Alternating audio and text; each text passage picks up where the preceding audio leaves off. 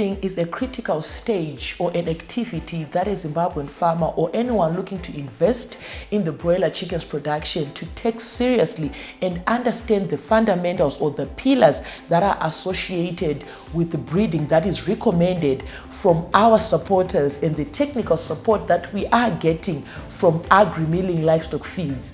Hello farmers, my name is Ozanai Manyore and I am joined by Virginia, a technical advisor working with Agrimilling livestock feeds. I would like to take this opportunity to thank our supporters, those who have made this edition possible to bring this invaluable information and knowledge to the masses out there. It is time to invest and venture in broiler chickens production, courtesy of Agrimilling livestock feeds, where you will get all your technical support, accessories, equipment, tools, and an opportunity to come onto a platform such as this one, where we will discuss your success story and share it with the rest of Zimbabwe, Africa, and on our global platforms. At this point in time, I would like to thank you, Virginia, once again for joining us today, looking at issues of brooding. Welcome to the platform. Thank you.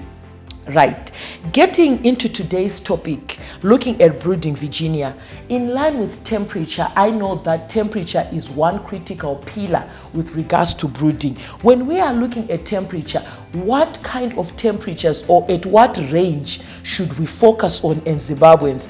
And looking at temperature again, what sort of resources, advice, or the support or the words that you might want to part with for those who are watching? When we speak of temperature, aligning it to brooding, what are we talking about?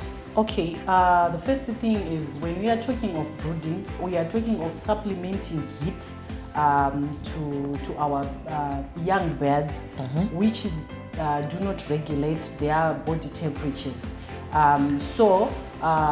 When we are supplementing heat in our fowl runs, we need to prepare what we call brooders, where we put some curtains, inside curtains. We can do false ceilings so that we retain as much temperature as we can in our brooder. Okay. Yes. So we are also looking at the first 3 days. We are looking at the temperature range from 32 to 34 degrees, depending with the size of chicks that we have. If you have very small chicks, it doesn't mean they are not good, but you also need to start with a bit of high temperature, which is around 33 to 34 degrees Celsius. Thank you so much, Virginia, for that. After temperature, we are then looking at issues of space, which is very ironic there to say you want to increase the temperature because these little chicks do not have the capacity to self-regulate in line with their body temperature. Now, looking at space, what is the importance of space and how can you align or attach it to issues of temperature? Okay, when we are starting our chicks, we don't need to use maybe the whole space or the whole fowl run. Okay. Which is like when we are doing the broilers, which we are talking about, it's 10 beds per square meter.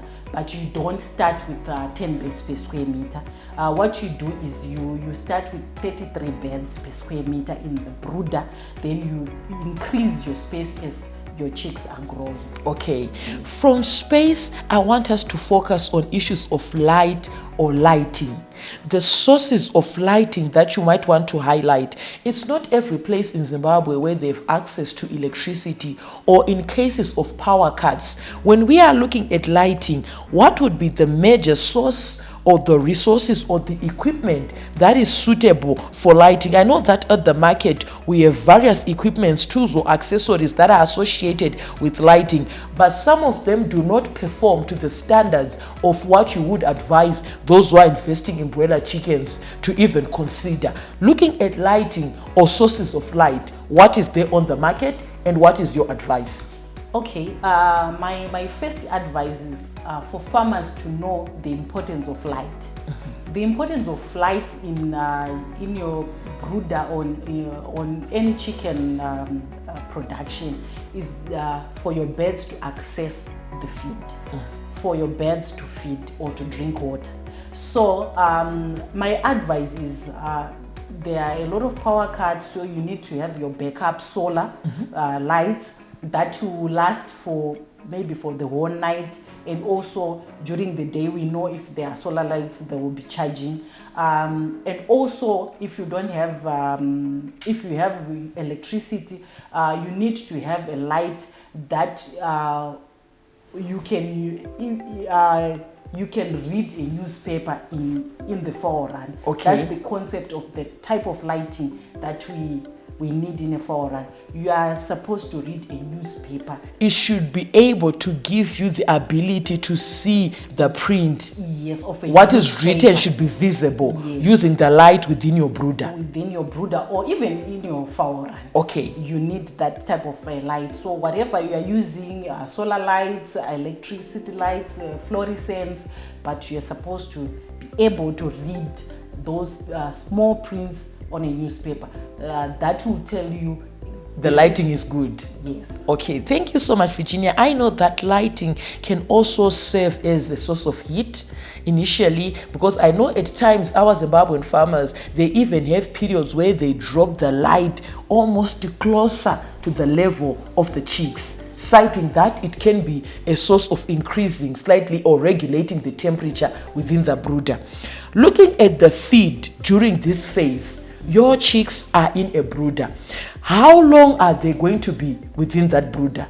At what day would you say, or at what period would you say, enough of the brooder, let's open up the rest of the space? And the kind of feed you are going to be feeding these chicks, and roughly how many chicks per 50 kilogram bag, or how many chicks per what serving? What are we looking at with regards to the feed? Okay, our brooding, we do 14 days in summer, then 21 days in winter. Okay. So during the brooding period, you will be giving your chicks the broiler starter, which they are supposed to eat 500 grams per bed. Okay. During that 14 days. Per day. Not per day. Okay. That The 14 entire 14 period, yes. each chick is supposed to consume. 500 grams of chicks Okay. starter crumbles. Okay. Yes.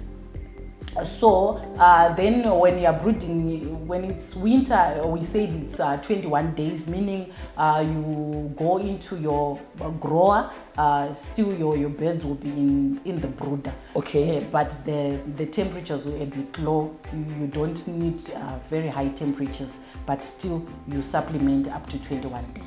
Okay, thank you so much, Virginia. As we close this segment where we're looking at these pertinent issues of temperature, space, lighting, and the kind of feed and the amounts that you require in this period, I would want you to touch briefly on the downside of not having proper lighting. I know some people would say, it doesn't matter that much, lighting is not much of an issue.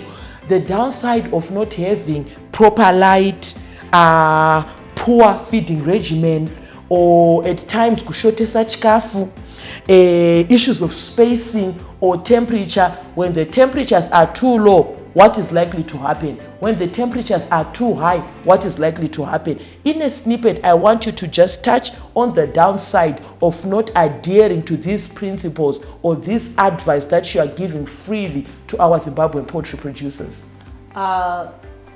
What will happen? It means your birds are not going to eat. If there is poor lighting, it means they are not going to access feed, and they are not going to feed, and they are not going to grow, which will affect you later. When you want to go to the market. Yes, it means you will be having very small birds. If you don't provide lighting, if you don't provide good heat, if you don't provide enough equipment, which is your feeders and your drinkers, this will limit feeding space, and the result is standard growth. Your birds are not going to grow. You are going to have poor product in the market. Okay, and I also know that as we close, temperature does play a critical role. Very low temperatures, the chicks huddle together, resulting in mortalities. Yes. Extremely high temperatures, it stresses the chickens out, also resulting in fatalities, the mortalities that we were speaking on the episode earlier prior to this one. Thank you so much, Virginia, for taking your time to appear on our platform, educating Zimbabwean farmers in line with brooding. It is my pleasure. Thank you so much, viewers. We are watching a segment that we have reserved for brooding with Virginia, technical advisor with Agrimilling Livestock Feeds. And we would also want to thank Agrimilling Livestock Feeds for taking their opportunity, availing resources where they've created a platform to educate Zimbabwean farmers in line with poultry production. Not just poultry, but they also do have a range of livestock feed. And in episodes and seasons to come, we are also going to be looking at other animals, other domesticated animals, and how they can benefit from Agrimilling Livestock Feeds, your partner in giving you the ultimate quality feed. Here is an opportunity to keep up to date with what is happening within the livestock industry of Zimbabwe. Make sure you are subscribing to this channel, Agrimilling Stock Feeds channel. Day in, day out, there are going to be daily tips on how you can manage your enterprise, and also an opportunity to keep up to date with events, exhibitions that will be taking place throughout the calendar here in Zimbabwe. Click onto the subscribe button and the notification bell so that you are notified each and every time we upload a new segment. Thank you.